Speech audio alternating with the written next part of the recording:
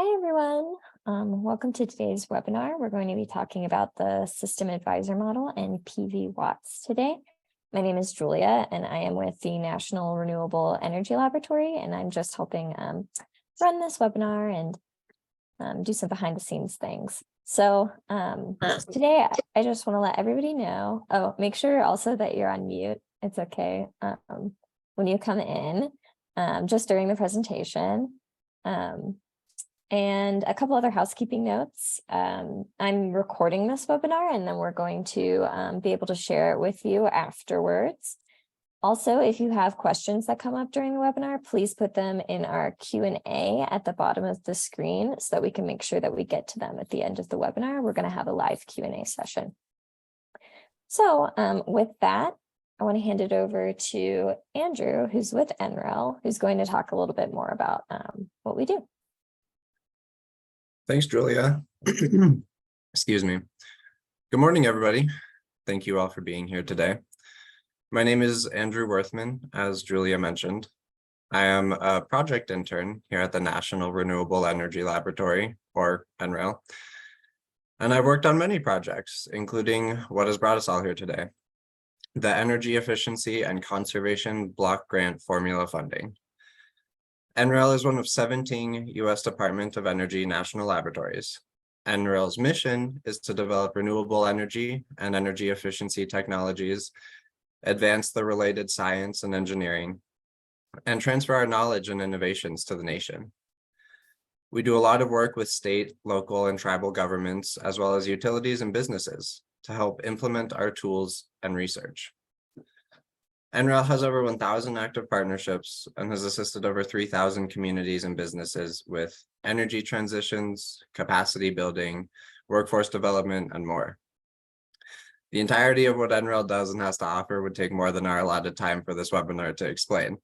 So if you would like to learn more about NREL and what we do, you can visit the NREL homepage, whose link will be dropped in the chat. For this particular effort, we're supporting DOE's Office of State and Community Energy Programs by providing technical assistance for the energy efficiency and conservation strategy portion of the EECBG formula funding application. We can provide up to 20 hours of free technical assistance to you. So if you're looking for assistance with your EECS, you can email our team directly with any questions you have. And our email will also be put into the chat. And with that, I'll pass it back over to Julia to continue us with this webinar. Thank you, everybody. Thanks, Andrew. Okay, so next I'm going to start us off with a poll, and that's just going to ask you to tell us a little bit more about yourself. And once you filled that out, I'm also going to hand it over to Odette from SCEP, who's going to talk a little bit more about SCEP.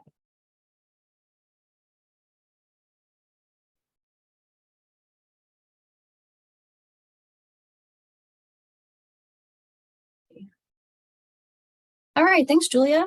Can you see my screen? The correct one? The slides? Yep. Okay, great. So welcome, everyone. Please continue to fill out the poll. And I am here just to give a couple updates from the EECBG program. My name is Odette Muka with the Department of Energy, and I'll give you quick updates, a couple reminders, and then we'll turn it over to our wonderful NREL team to tell you more about these really, really powerful tools that we have available to you to help you figure out your renewable energy projects. So I'm delighted you were able to join us, and please consider this your time and your space. Ask the experts all of your questions. They're here for you, so don't be shy, okay?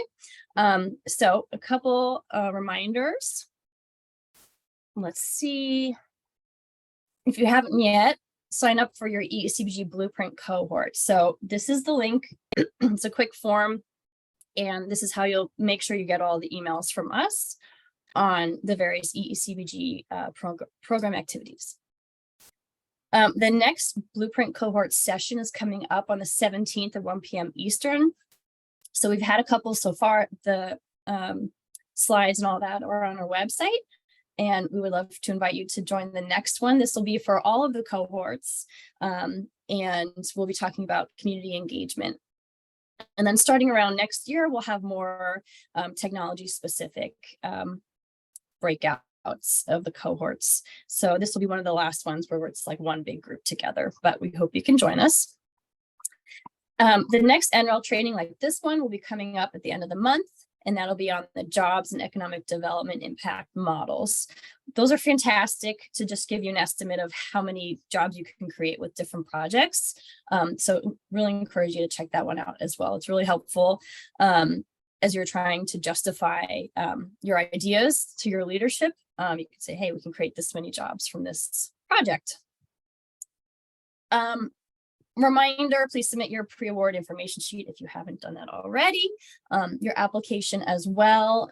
You probably heard the new application deadline for everybody is the end of April. So don't forget, that's important.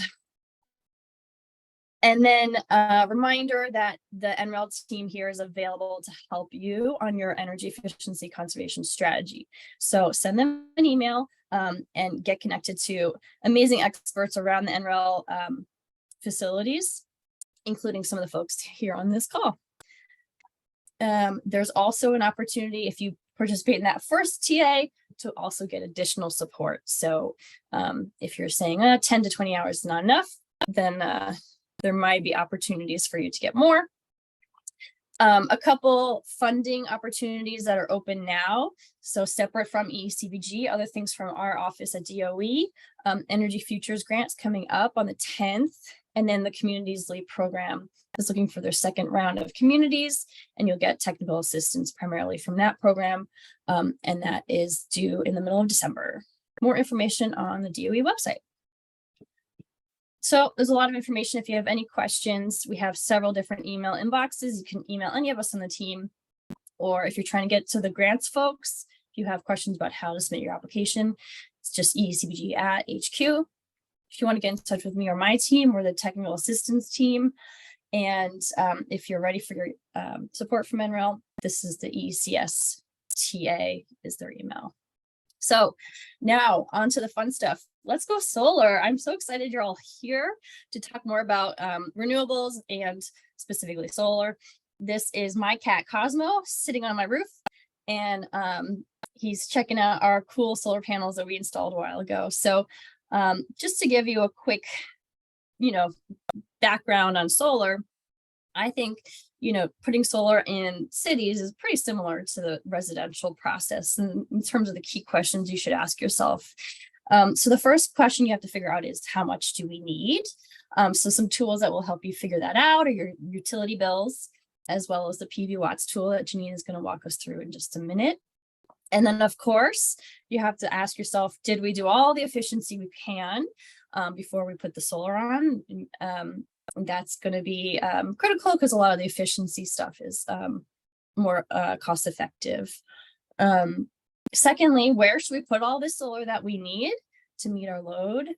So you're going to need to know all your different building assets, different locations and the addresses.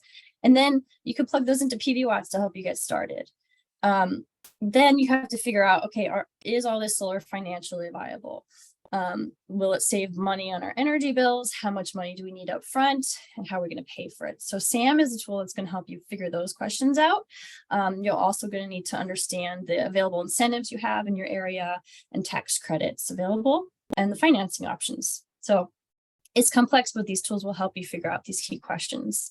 And then finally, should we consider battery backup for resilience purposes or perhaps for other really great benefits? The SAM tool can help you get there, as well as the REAP tool that we discussed a couple weeks ago. So lots of fun ahead, and please feel free to throw those questions in the chat. We are here for you. And so with that, I'll turn it back to you, Julia. Awesome. Thanks so much, Odette. So I'm going to go ahead and introduce our presenter for today. Our presenter is Janine Keith. Janine is a senior engineer at NREL. She has been at NREL since early 2013, working primarily on engineering and software development for the system advisor model, where she now serves as the principal investigator for the project. Her expertise lies in photovoltaic and wind power modeling, as well as experimental design and testing of vertical axis wind turbines. She has additional experience in software development, wind and solar resource assessment, and mechanical engineering design. So awesome.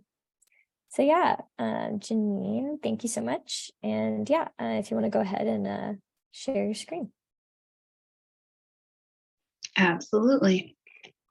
All right. Good. Looks like you guys are seeing the slides, and I'll go ahead and get started.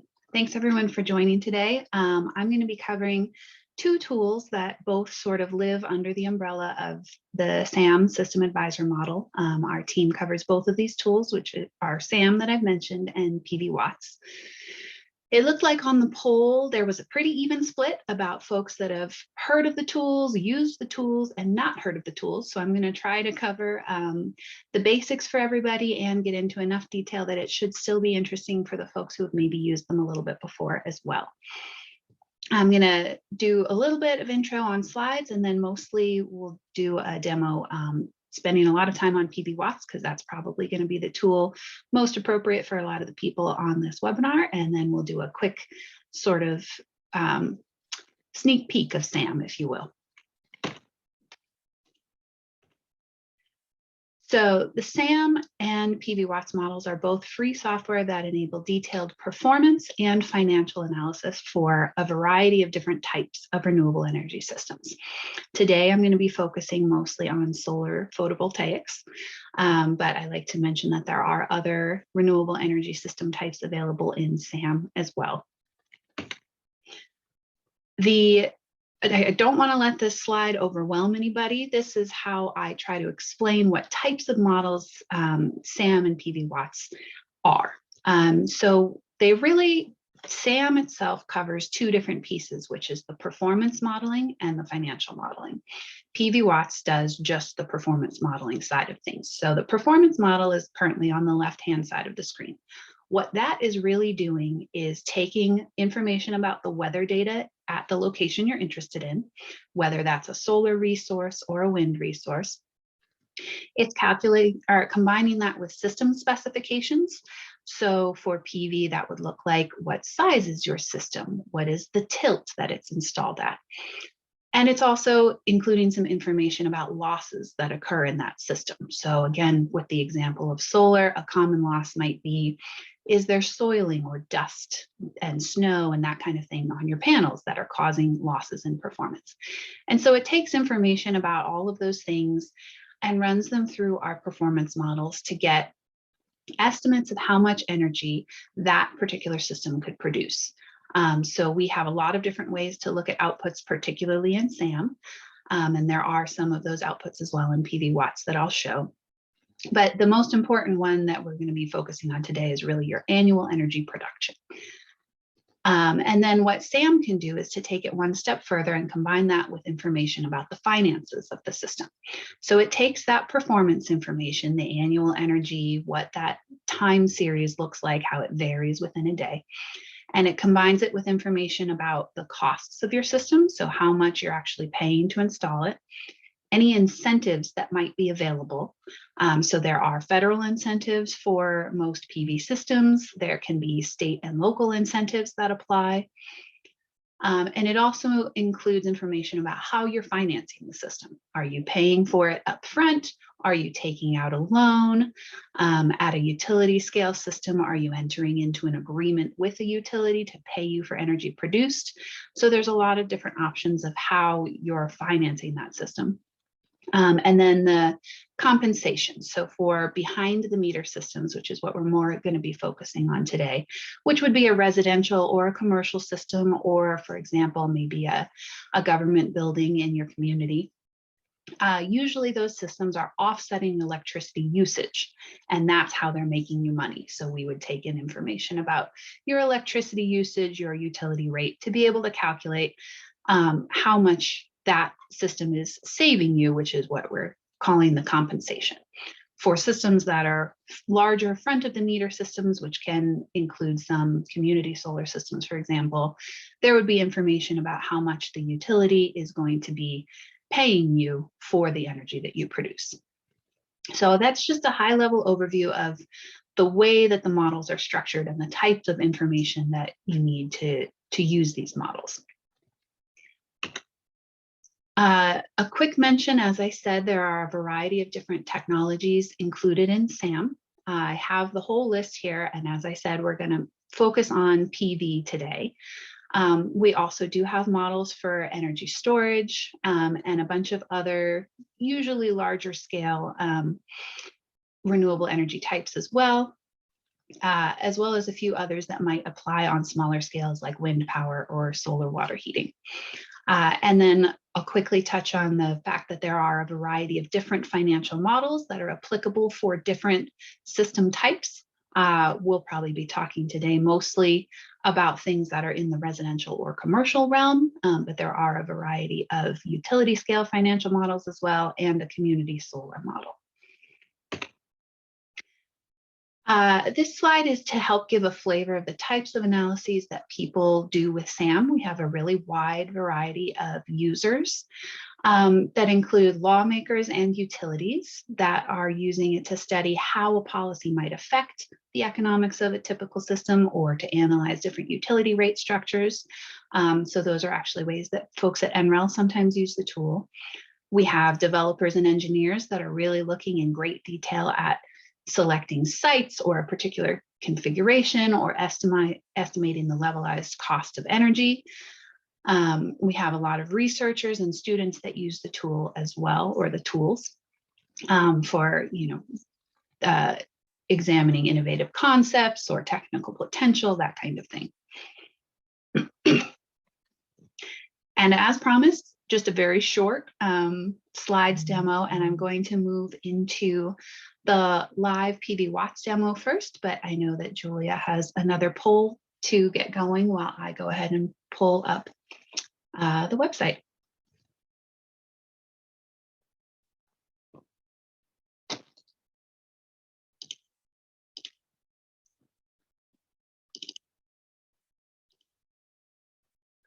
All right.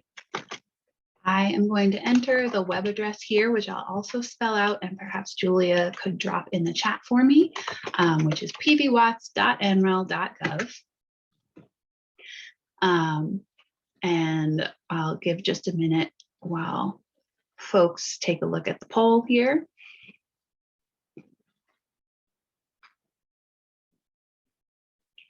Looks like we've got a variety of areas with snow and without snow.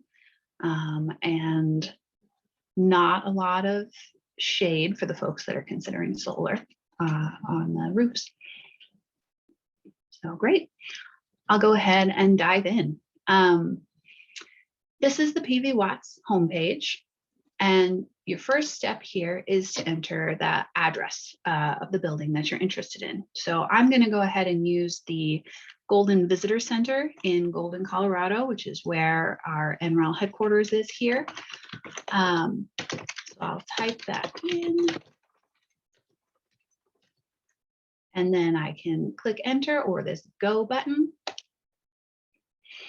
And it will bring me to the first page that shows me about the solar resource data. So as I mentioned, the models require information about how much sunlight is available in your area, as well as temperature and wind speed. Now, PVWatts has solar resource data included in the website, so you don't have to go find that information. You just have to pick your location. And you can see it brought up a map here that shows the square that it pulled. Our resource data is on a gridded basis throughout the United States. It extends up to about 60 degrees north. So I know that I saw a couple people in Alaska there. I don't know if it quite covers you. We do have a couple other files available up there that are more on a point-by-point location. But basically what I can do here is just zoom in and make sure that it brought up the right spot that I'm looking for. This is Golden, Colorado. It didn't bring me to a different Golden in the country. So I will go ahead and just click. I can click this button here, or I can click the system info tab to go to the next page. And this is where we're going to spend most of the time on the demo.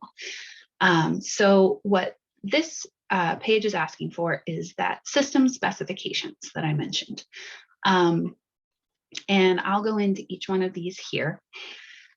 The first one is the size of your system, and that is probably the trickiest one to know, because it's very dependent on the available space that you have. So for that, I'll actually point to this rooftop size estimator. If I go ahead and click on this, it gives me, interesting, Google wasn't working there. It's not a live demo if something doesn't go wrong, huh? Let's see if it decides to do it this time. Otherwise I may, yep, work this time. So this brought me to the middle of Golden. I'll see if I can go ahead and find my building here.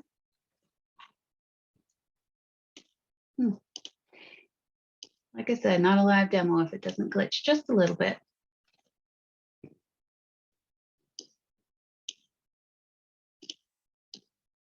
Well, we're going to go ahead, and apologies that it won't perfectly track with the document that I know you guys received in advance, but I'll show you how you just draw the system. I'm going to pick this building here. In real life, you would not pick this building because it has a lot of roof obstruction. But just for demonstration purposes, what you can do is you can take the area that you have available. You can draw the 4 points of or even 3 points of a shape for your available space. I could add another point if I wanted to make it a pretty funky shape. And what that will show me is an estimate of the system capacity that could be installed in that particular spot. And I will caveat that this tool is designed specifically for rooftops. It is not designed for systems that are installed in a field, which are usually larger systems, because it doesn't take into account the spacing that you need between rows if you're installing them in a racked fashion. So this really is intended for rooftop usage specifically. So I can go ahead and save the information, and it will take that system size that it calculated and apply it right here. I am going to go ahead and change it back. Julia, you don't happen to have the system size handy on the sheet, do you, that the demo calculated?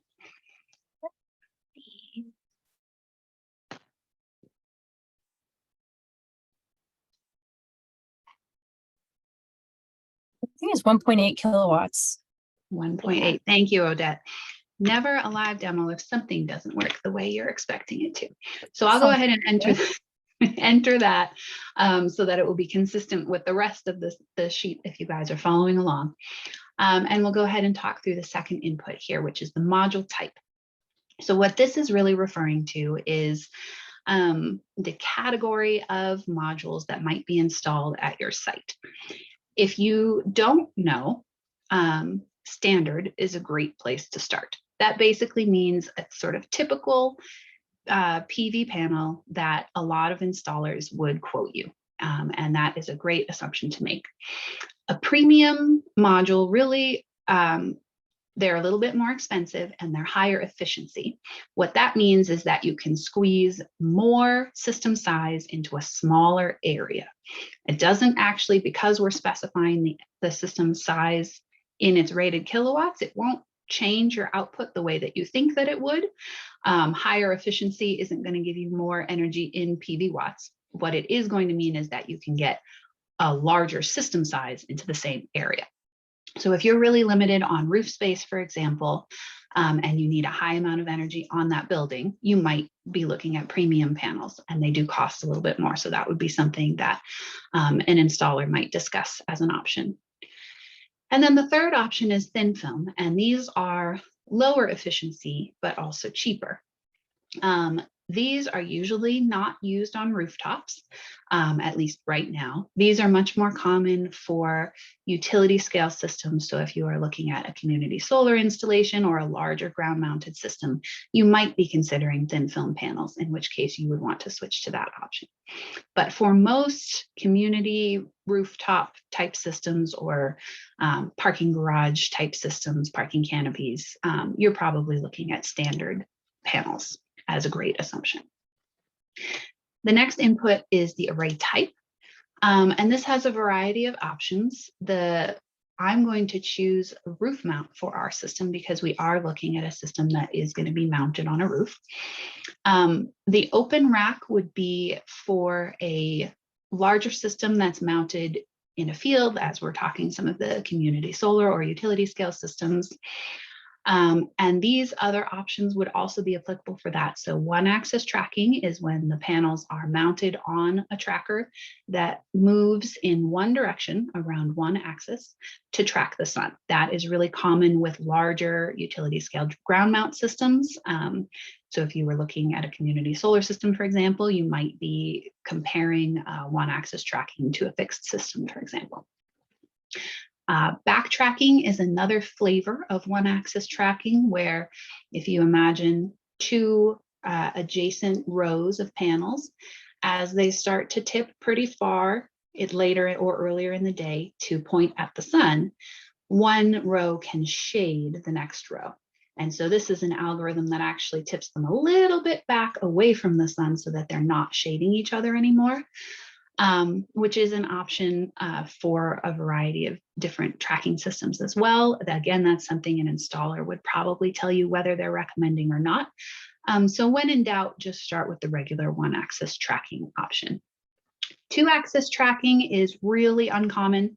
I doubt anyone on the webinar today is going to be considering a two-axis tracking system, but just so you know, it is in there in the rare instance that you might be considering it. But the fixed roof mount is really going to be the one that applies to any system going on the roof of a smaller residential building. I will note that a fixed open rack system might also be the right choice for a system that's installed on a larger roof. So for example, Walmart is our classic example that sometimes have solar on their roof, but they're, a large warehouse with a flat roof. And so they do actually install the panels on racks on top of the roof, in which case that would still be considered an open rack system. But again, most smaller buildings or residential systems would be a fixed roof mount. So that's what I'll select today. The system losses refer to a lot of different phenomena that happen in photovoltaic systems that the PVWatts model isn't considering with an actual model. This is our default value of about 14%. That's based on research that NREL and industry and other researchers have done for all of those different kinds of losses. So my recommendation usually at the first cut is to leave that about standard. And I will put a little asterisk on that about snow, which I'll get to in a little bit here. But unless you have a pretty good information, otherwise, this is going to be a value you mostly are going to want to leave alone. And I'll point out this little loss calculator. What this is really doing is showing you sort of the breakdown of the different categories that are being considered in that loss. I'm not going to go through what all of these are, but I will note that there is a little information icon next to each of them that does have a description for each of these loss types. The next two are the tilt and azimuth of your system. So those are very important for how much energy production the system is going to be able to produce.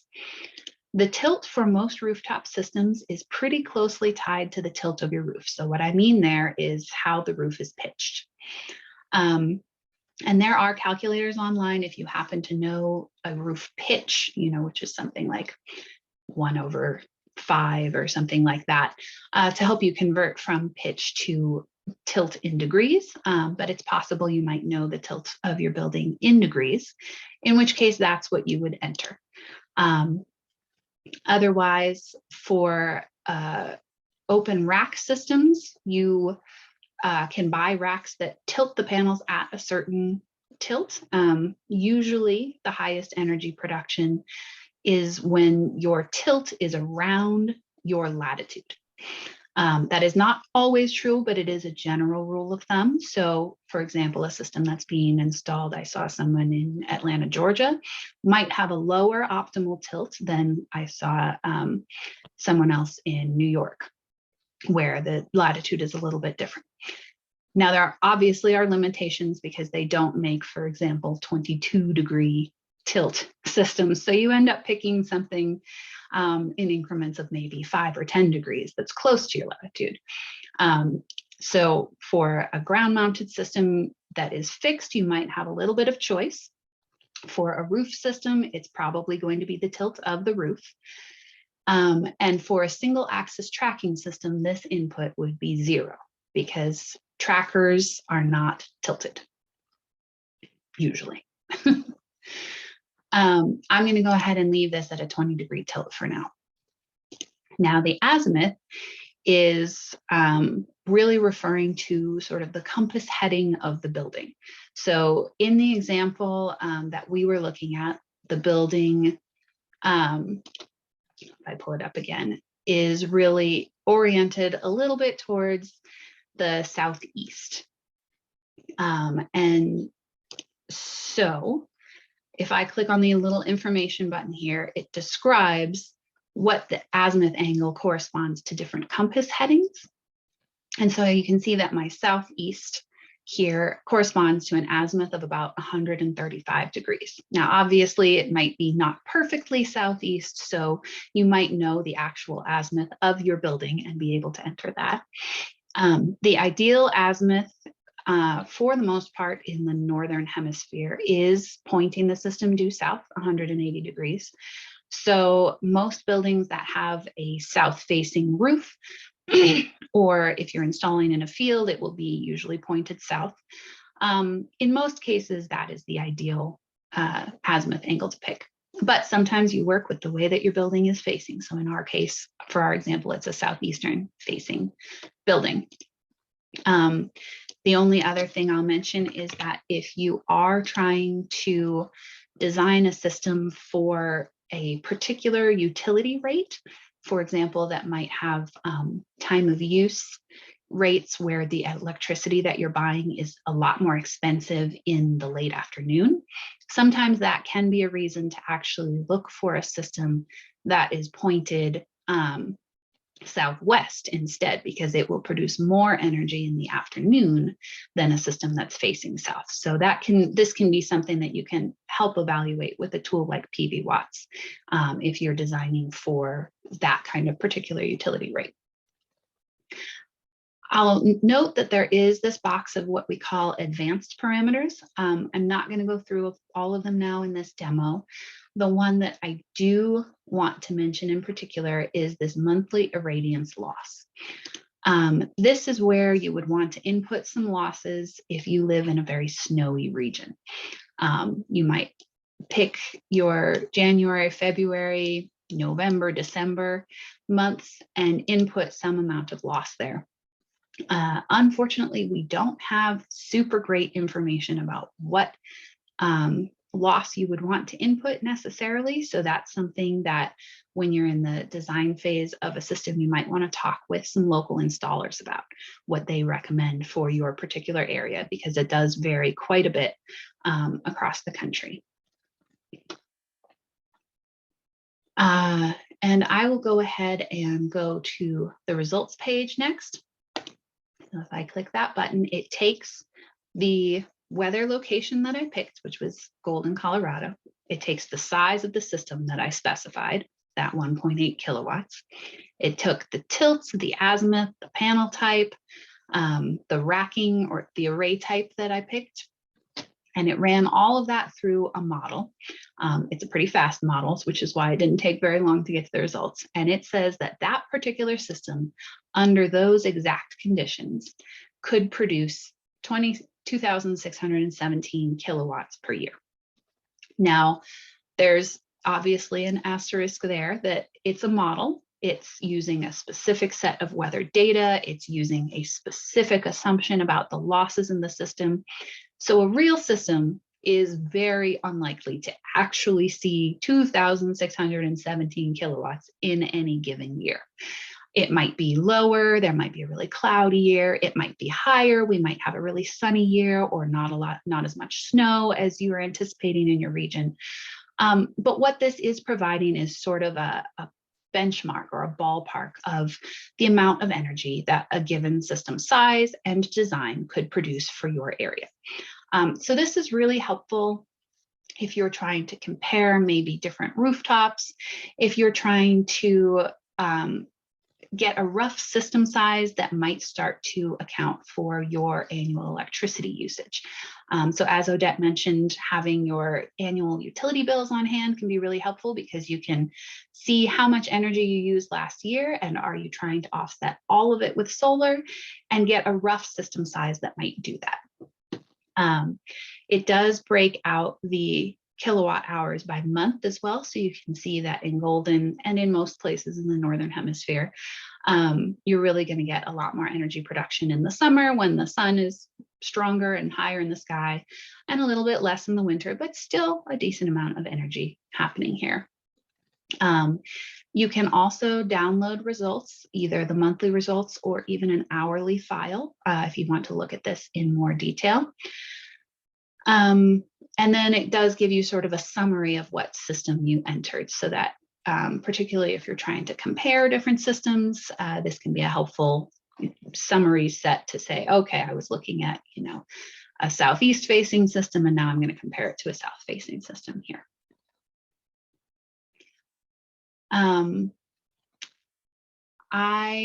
That is the sort of initial demo of the PVWatts website. The other thing I do want to point out is the help system. So right up here, we have pretty detailed help on all of the different input pages as well as the results. So, it can walk you through how to use the solar resource page, where that solar resource information is coming from. It covers, the different inputs with descriptions in a little bit more detail than what I went into today. It walks you through the results.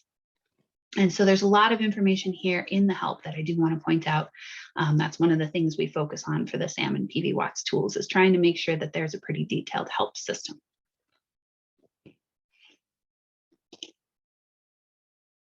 All right.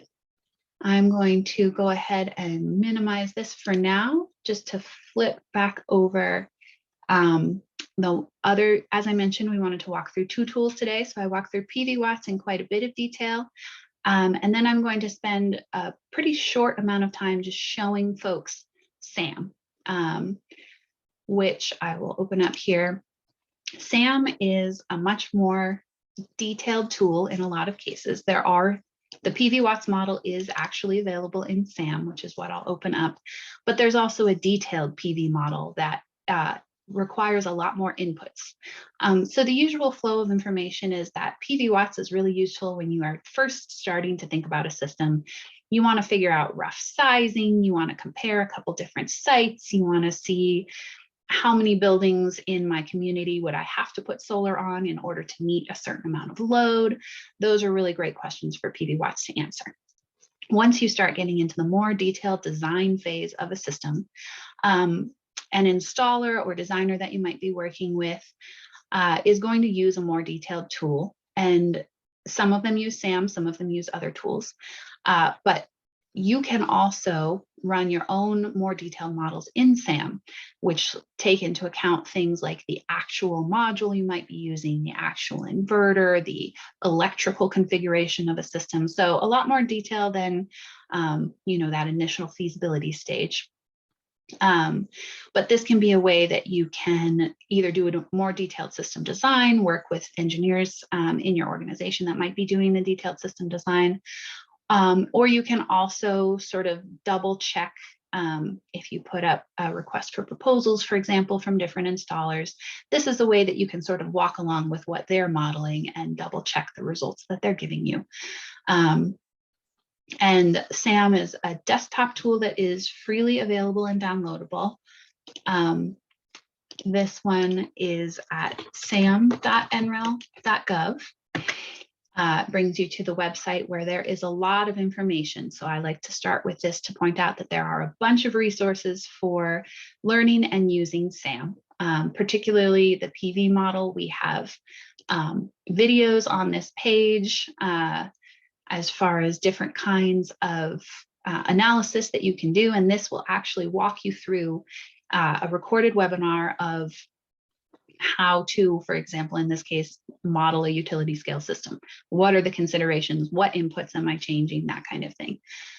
We have information about where we get costs, data, et cetera, and a support forum on the website. So I know that the technical assistance program, we have the SAM team at NREL that can help run this tool for communities that may be interested in that kind of analysis. Or if you have someone in your organization that's running it themselves, the support forum is a great place. You can search for a question that you might have. You can join in a conversation about a particular type of analysis you're wanting to do.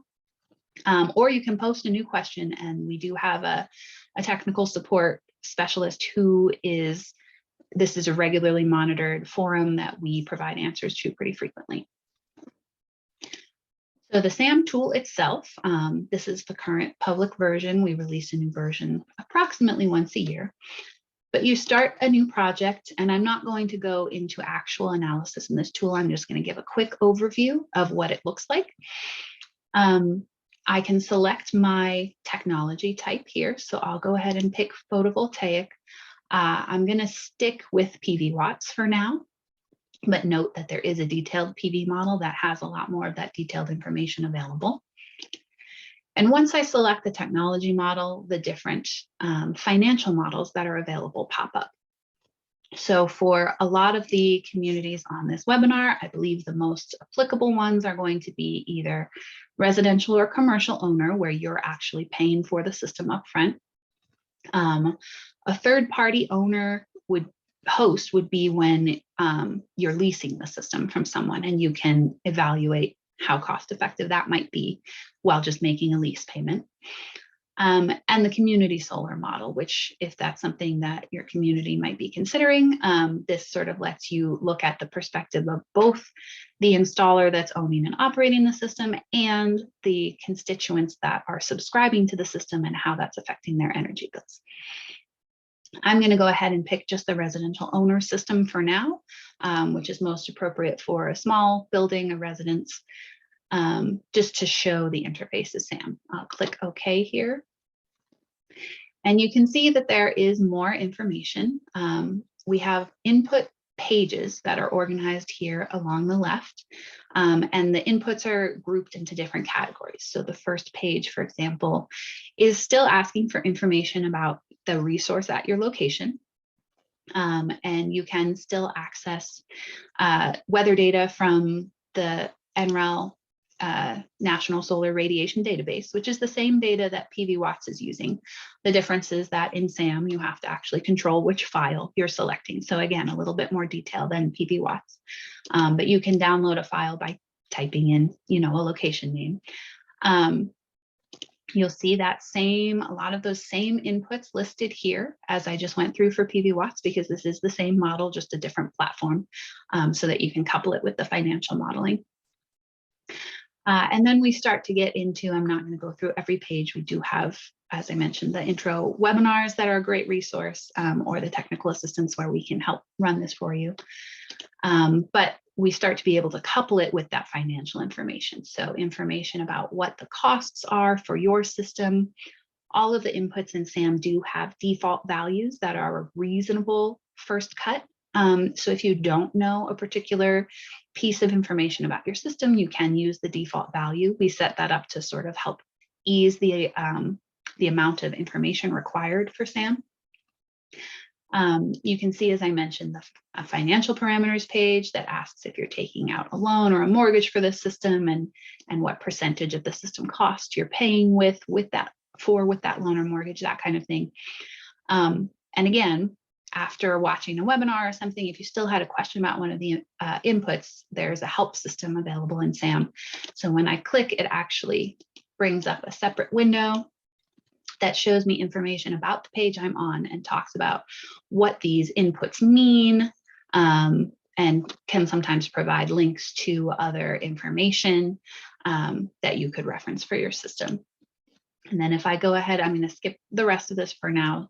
I would simulate my system, and you get a flavor of what kind of outputs. You can see there's a lot more output information available in SAM than PVWatts, because it really is geared more for that sort of second stage. I have a rough idea of where I'm going to put it, what size it's going to be. So now I want to iterate a little bit more on the financials, etc.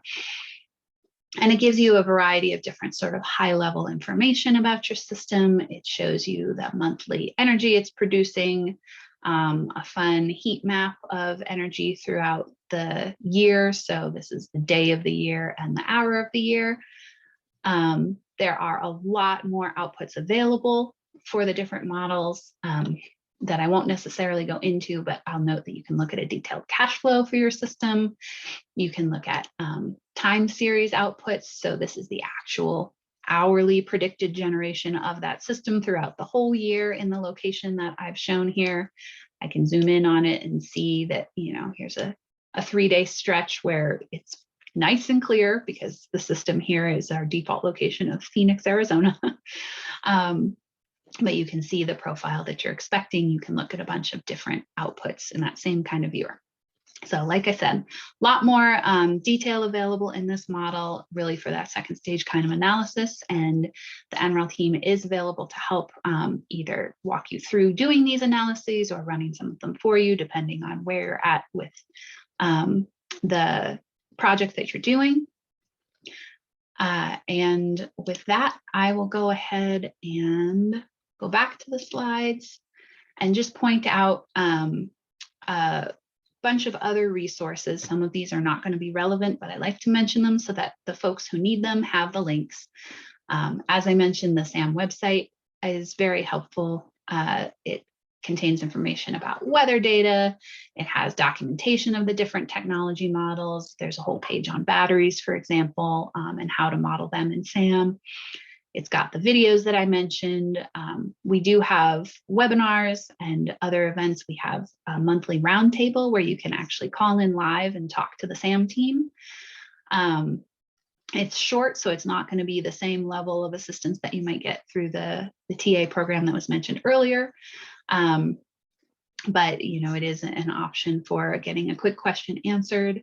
The support forum, and then we do have a couple of other resources that are really for more of the folks getting into the detail of the modeling, which is you can also run SAM and PVWatts through Python. It's an open source package, so the source code's available for, you know, really gung-ho detailed software developers. And we have links for example files, example scripts, the different component libraries that SAM uses, etc. So if not a lot of that made sense to you, don't worry about it. You don't need to know about most of that, but for one or two folks that might be interested in that level of detail on SAM, I like to put the links there so you have them. And with that, I'll go ahead and wrap up with my portion of the presentation and leave some time for live Q&A. Yeah, so we have a couple of questions in the Q&A, and everybody, if you have some more questions come up, feel free to drop them in that Q&A area. But yeah, so first one says, do you have any recommendations for determining DC system size for ground mount or parking canopies? That is a great question. We do have some resources at NREL as far as what a typical, we call it power density would be. So for a given amount of area, how many kilowatts might fit in that. And I can find those resources and send them to Julia that she could pass along. And my other recommendation would be that you can that's a great one to ask installers about in your area that may have done a canopy nearby, as far as what the spacing would be if it's going over cars, or for a given field area, for example, how much the actual installers in your area are able to squeeze together depending on the restrictions about setbacks from the boundaries of the property or requirements for roads and that kind of thing. I will mention there are also some commercial tools that folks use to help determine. You can do much that same kind of thing that I showed in PVWatts, where you're drawing a rectangle, except in a field or whatever other site you might have for a ground mount system. And some of those tools will help determine the system size as well. So unfortunately, not a super great answer for PVWatts and SAM. That isn't something we typically are covering just because there are a lot of commercial tools that do that, and the larger installers are doing those calculations themselves. But I can find some of those resources on typical power densities, which is at least a sort of earmark of, if I have this much area, how much power could I get out of it? Awesome, thanks. So another question, we only size our city sites to 30% demand. Do you have any recommendations for adding on storage or analyzing that? Yes. So the PV models in SAM can model batteries as well. So I'm going to maybe actually take that answer one step higher, where there are two tools at NREL that might be useful for this application.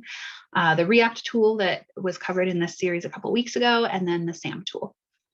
The REACT tool would be a great place to start for trying to figure out what size of PV and battery should I install to meet a given electrical load, or in your case, the 30% demand that you're trying to meet. Or perhaps you're trying to bolster a PV system size to 30% demand. So a lot of times starting in REACT is the right answer, because that will actually help run an optimization to get a size recommendation for PV and battery to either meet a particular resiliency goal or to meet optimized costs, so a lowest cost system. Then what you can do is take that information and plug that into SAM to do a little bit more of a sensitivity analysis around those numbers. So if I install a smaller battery or a larger PV system, how does that change my answer? If my load changes a little bit, how will that look? So you can sort of extend the information that REACT gives you. The other big difference is that REACT is using what's called an optimal battery dispatch, meaning that they are calculating sort of the upper limit of the value that a battery could provide for a given system.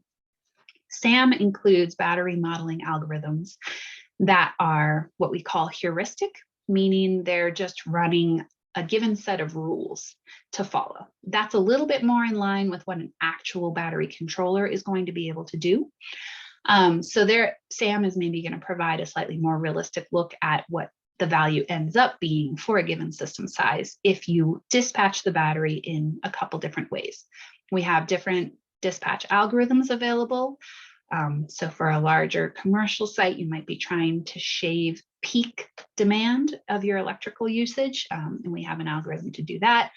If you're in California, you might be trying to size a system for NEM 3.0. We do have a dispatch option that sort of replicates the logic that some of the battery manufacturers are actually shipping with their batteries, that we're calling the utility rate dispatch, where it's looking at forecasts of electrical load, utility rate, solar irradiance information, and sort of making a decision about how to dispatch a battery from there. So there are a variety of options. On the SAM website, which here I can bring that back up, there's a lot more information than I can cover right now about batteries. We have, sort of an overview of what battery information is available in SAM, the different chemistries we can model. We also recently did some videos on how to model batteries in SAM. So for example, there's a battery on starting your modeling set for a behind the meter PV plus battery system, or a front of the meter PV plus battery system. And then we just did an updated webinar on the different dispatch options that are available in that battery model. So a lot of information here that can help with some of that modeling. And we're also happy to look into battery sizing or help recommend what analysis steps to take through that TA program that's available. So we don't have any other questions in the Q&A, but if anybody has another question that's come up, we have a couple more minutes if you want to go ahead and throw that into the Q&A, or you can also feel free to come off mute and ask your question. But yeah, so we have been recording this and we will share the recording and the slides in a follow-up email. And yeah, so we'll wait here and give it a moment just to see if anybody else has any other questions. But yeah, thanks so much, Janine, for presenting, and thanks everyone for joining us. Yeah, thank you all. That was wonderful. Thanks so much, Janine. And I'll just echo, I encourage everyone to test out the tools, try them out. If you have questions or you need help, NREL is here for you. So just get in touch and we'll connect you. And good luck on your solar journey.